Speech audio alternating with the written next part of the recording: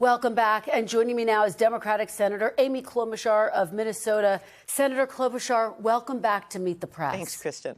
Thank you so much for being Thank here. you. I know it is a somber weekend. This is the second of your constituents to be killed by federal law enforcement in Minnesota. What was your reaction to the video of the killing of Alex Pretti and the claims by the Trump administration that he posed a threat to federal officials, Senator? I was absolutely horrified. There have been 3 killings in Minneapolis since the beginning of the year, and 2 have been committed by federal agents, one ICE and the other Border Control. That's what we're dealing with here. And they're also, of course, in the suburbs and the rural areas. There's 3,000 of them outnumbering our local police in Minneapolis, St. Paul. There are only 1,100 sworn officers. So when I saw that video and learned about Alex from his parents, who basically have asked us to tell the truth because the Trump administration chose to call him a domestic terrorist. And I'm just going to read their words, their parents' words, his parents' words. They said, Alex was a kind-hearted soul who cared deeply for his family and friends, and also the American veterans whom he cared for as an ICU nurse at the Minneapolis VA hospital. And then they asked us to tell the truth about him. So this guy was loved at that hospital. He had one of the most, I'd say, self-sacrificing jobs you can have. He chose to serve veterans often in the last days of their lives. So when you see the video, and many Americans have seen it, you can see it from all different angles. What you see is someone brandishing a cell phone, who is simply there with a cell phone, helping someone up, a woman up, as his parents point out, when she had slipped. And so when I hear the officials from the Trump administration describe this video in ways that simply aren't true, I just keep thinking, your eyes don't lie. You know, we're not sitting the American people aren't sitting at a Trump cabinet meeting having to say everything to make him happy. They're going to make their own judgments. And that is why we are making very clear one simple message from our police chiefs to the people of Minnesota, the vast majority of them, to our local officials in the suburbs and the city and many rural areas. ICE needs to leave our state. They are making us less safe, not more safe. Well, let me ask you about where this does go from here, because the Department of Homeland Security has blocked the state from investigating the shooting. A federal judge in Minnesota last night blocked the Trump administration from, quote, destroying or altering evidence in the case. Governor Walz said yesterday, quote, the federal government cannot be trusted to lead this investigation. Senator, how will you ensure that this investigation is transparent and can be trusted by the public? We must have transparent investigations, not only of the shooting of Alex Pretti, but of course, the shooting of Renee Good. Again, 2 people with no criminal records. No criminal records. One was a poet, one was a nurse. And so how we're handling this in Minnesota is investigations have been launched by our state.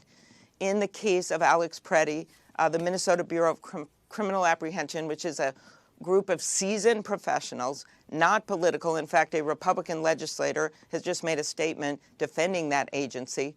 They are going to be investigating this on their own. I would hope that they get access to everything that they need. We also have an investigation launched by the county attorney and Attorney General Ellison of the shooting of Renee Good, because in this case, the Renee Good shooting, the FBI agent just resigned 2 days ago, who had been shut down from investigating that case. She resigned from our local FBI. We've also had 6 U.S. attorneys, well-respected, the former acting U.S. attorney that ran the office and is in charge of all the fraud. They all resigned, reportedly because they were not allowed to handle this case in a way that's consistent with law enforcement. And finally, the International Police Chiefs Association, not a liberal group, has just come out throughout the nation saying that the laws have to be followed and this isn't about the investigation, this is about what's going on an ongoing basis, and that police practices have to be followed. Law enforcement is based on trust, and we have had a total breakdown of trust. We had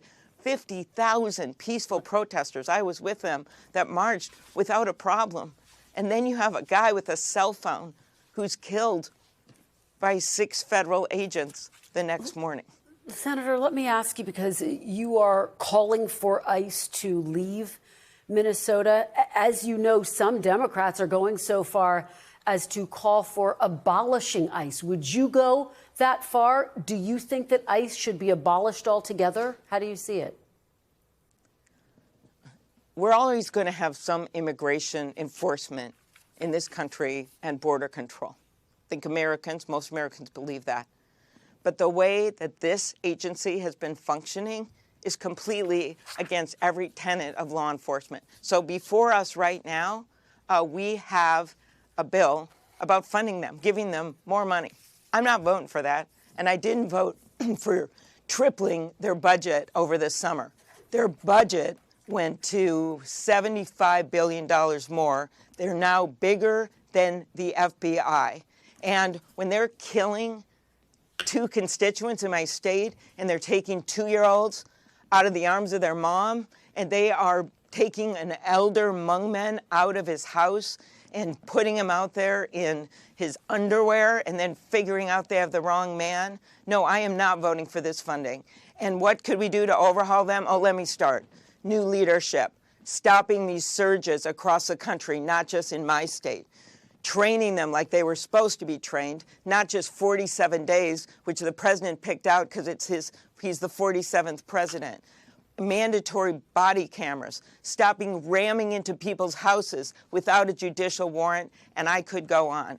Let me ask you, though, because DHS already has funding for the next long stretch. How will cutting off their funding, voting to, frankly, partially shut down the government, improve this situation, Senator, particularly coming on the heels of the longest government shutdown in U.S. history? Our Republican colleagues have to stand up. They are violating, right now, ICE, border control, what you've seen, violating the First Amendment. If they care about the Constitution, they should care about this. Violating the Second Amendment, the NRA has come out and said, I'm sorry, you can't blame Alex simply because he was a legal gun permit holder. Violating the Fourth Amendment of search and seizure. So my point here is our Republican colleagues have to stand up and stop this. And no, I am not voting for this funding. Let me ask you about another issue that has been front and center in your state. Dozens of people in Minnesota have been charged and convicted with stealing millions of dollars of taxpayer money from government programs. Do you think Governor Walz has done enough to stop fraud in your state, Senator? Governor Walz has said that he should have done more. He has been clear about that. So as a former prosecutor, what I believe is that people who rip off the taxpayers have to go to jail. There have been at least 90 people who have been charged so far, 80 under the past administration, additional ones now. I was a strong supporter, personally advocated for more funding to take on these righteous fraud cases. And also, I actually advocated for the person, Joe Thompson, the lead prosecutor on these cases, to be acting attorney during the Trump administration. He's a fantastic prosecutor, and sadly, what happened was he and a number of the lead fraud prosecutors had to resign last week because in their view, they were asked to do things that they felt were unethical involving the Renee Good investigation. Senator, let me ask you, you filed paperwork this week, widely seen as making your first moves towards a run for governor in Minnesota. Are you running for governor in Minnesota? Right now, today, I have to tell you, Kristen, that's for later. I clearly filed papers, and I love my job as a senator, but I love my state more.